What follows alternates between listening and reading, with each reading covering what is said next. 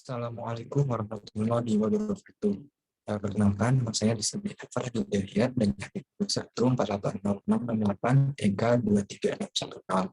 Di sini saya akan mempresentasikan tentang hasil kerja saya mengenai perusahaan Nike, yakni Ethics Face Reputation in the Crypto Era.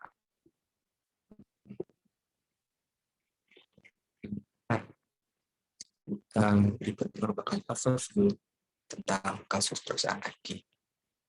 Jadi, tagar Me Too Campaign merupakan sebuah kampanye perlawanan terhadap kekerasan seksual yang viral ketika produser film Hollywood yakni Harvey Weinstein dituduh melakukan pelecehan seksual terhadap lebih dari 70 wanita berdasarkan postingan Twitter oleh aktris Alyssa Milans. Kekerasan seksual juga terjadi di perusahaan Nike ketika Patty Ross dan Nike Burger menyatakan mengundurkan diri dari perusahaan karena workplace harassment. Tetapi Departemen HR Nike tidak menanggapi kasus kekerasan sampai pada akhirnya karyawan memposting tersebut di laman Glassdoor.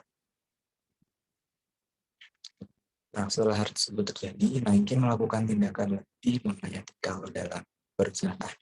Parker mengatakan bahwa pemecatan Edward dari Nike adalah sebuah hal yang dilakukan oleh Nike akibat dari survei internal perusahaan. Tapi Parker ini tidak baik Edward yang bahkan itu telah melindungi bahwa laki-laki yang terlibat dalam menghasilkan rekan perempuan. Nah, respon karyawan terhadap perusahaan tersebut yang menganggap bahwa Parker tidak mempedulikan mengenai itu campaign.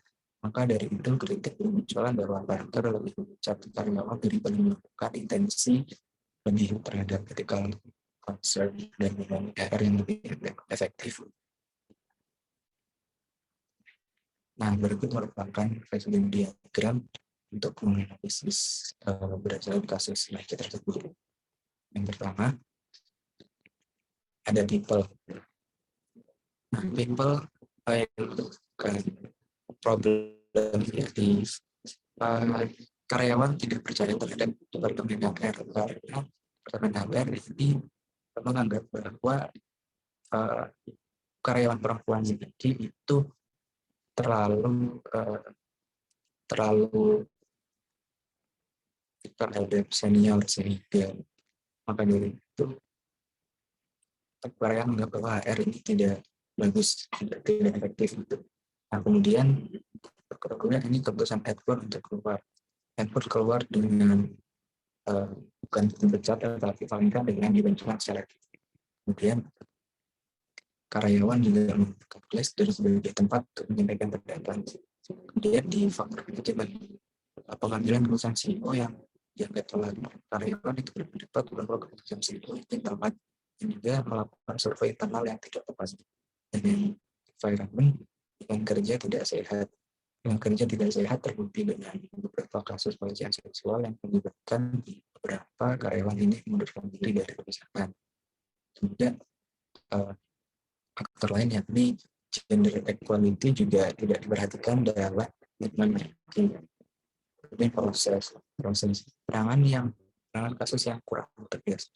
Hal tersebut bisa dilihat karena Departemen HR ini justru menanamkan karyawan perempuan sebagai pembuat masalah.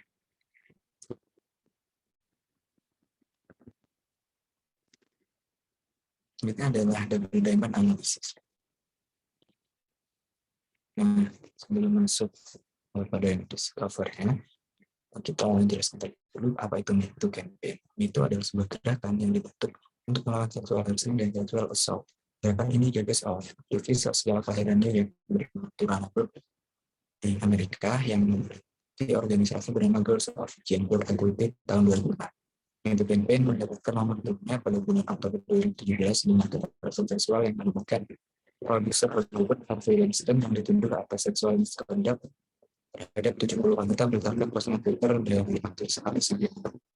Kemudian gerakan ini juga menyebar cepat melalui media dan perusahaan mengungkap kebijakan alternatif untuk kekerasan PHK ketika komplain perang telah terjadi. Hasilnya adalah beberapa pegawai eksekutif perusahaan yang akan keluar dari perusahaan. Nah, apa sebenarnya yang terjadi pada kasus ini tersebut? Gerakan Me Too campaign terjadi di Nike ketika senior eksekutif Nike yakni Fatty Rose dan Nike dan Dr. resign karena kekerasan yang terjadi di tempat kerja. Hal tersebut men-trigger karyawan perempuan di perusahaan Nike sehingga HR Nike melakukan survei internal. Setelah melakukan internal survei, apakah survei yang timbul? Departemen Nike tidak pernah mendengarkan mengenai masalah kekerasan seksual di perusahaan Nike, sehingga karyawan perempuan di Nike menyerahkan pendapatnya di 18 bulan. Jadi situs web Amerika dimungkinkan secara saat ini meninjau sebuah perusahaan secara kemudian masalah juga muncul yang dihadapkan pada perempuan Nike. Nah, pada 2016-2017, Nike memperoleh ranking 10 dari 4 kerja terpilih di milenial based on company culture and diversity. Meskipun demikian, faktanya karyawan perempuan di Nike masih menghadapi permasalahan seperti kekerasan oleh supervisor, sulit berpromosi, dan juga diskriminasi gender.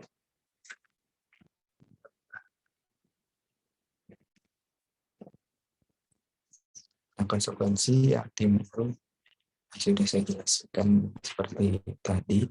Nike ini tidak pernah mengingatkan mengenai kekerasan seksual di perusahaan Nike, sehingga karyawan perempuan di Nike menyerahkan pemimpin di $18.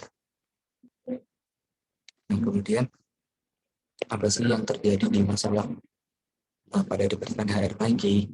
Departemen Nike memberikan konten terhadap kekerasan seksual yang terjadi. Selain itu, HR juga tidak pernah memberikan sanksi atau penalti kepada pelanggan. HR menganggap bahwa karyawan menentang terhadap karyawan senior secara langsung, sehingga menyatakan bahwa karyawan perempuan di Nike inilah yang membuat masalah.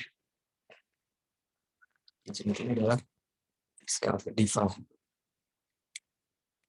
Nah, diva di sini yang pertama itu ada ethical concern. Berdasarkan yang internal, Parker mengatakan bahwa kepergian Edward di Nike merupakan hasil dari laporan survei internal. Bagaimanapun dalam pengumuman secara resmi kepada media, dia tidak mengaitkan kepergian diri itu dengan pelanggaran seksual. Dengan hal tersebut, kita dapat menemukan bahwa Parker ingin menjaga citra Edward yang diduga turut terlibat dalam kekerasan seksual. Kemudian Edward keluar dari Nike juga dengan mengantongi $525,000 dan menjaga saham Nike sebesar $9 juta. Nah, karyawan mengekspresikan kecurigaan terhadap Parker karena tidak aware dengan isu kekerasan sebelum adanya survei, terutama ketika era gerakan untuk campaign.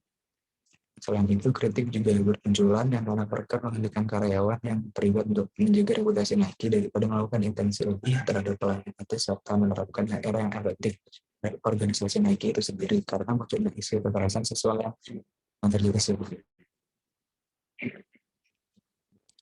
Nah, kemudian karyawan perempuan menggunakan Glassdoor untuk mengekspresikan keluhannya.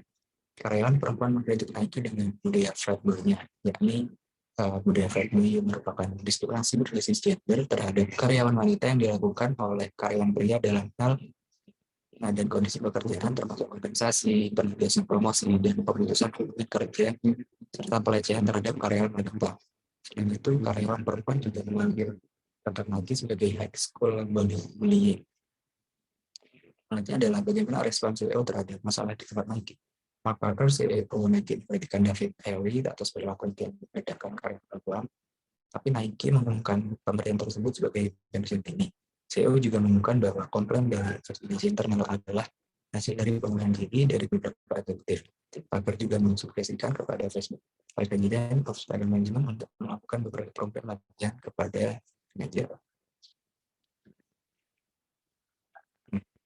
Bagaimana respon karyawan terhadap pernyataan sikap CEO Nike, dan beberapa karyawan bahkan terhadap perusahaan tersebut, dan beberapa juga melihat bahwa hal ini sudah berlangsung.